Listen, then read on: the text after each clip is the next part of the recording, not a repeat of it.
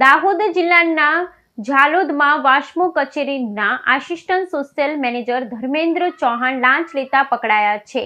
Anti corruption બ્યુરોએ ₹10,000ની લાંચ લેતા રંગે હાથ ઝડપ્યા છે. દાહોદ જિલ્લાના ઝાલોદમાં વાસ્મો કચેરીના assistant social manager Dharmendra Chauhan લાંચ લેતા ઝડપાયા. એન્ટી કરપ્શન બ્યુરોએ તેમને ₹10,000ની લાંચ લેતા રંગે હાથ ઝડપ્યા છે. એક ગામમાં નલ સે જલ યોજના હેઠળ 2024માં કૂવો બનાવવામાં આવ્યો હતો. પાણી વિતરણ માટે ઇલેક્ટ્રિક મોટર અને વીજ કનેક્શનની કામગીરી વાસ્મો કચેરીની કાર્યક્ષેત્રમાં હતી. ફરિયાદીઓએ કામ માટે ધર્મેન્દ્ર ચૌહાણનો સંપર્ક કર્યો, જેમણે કામ ઝડપી કરવા માટે ₹10,000ની લાંચની માંગણી કરી.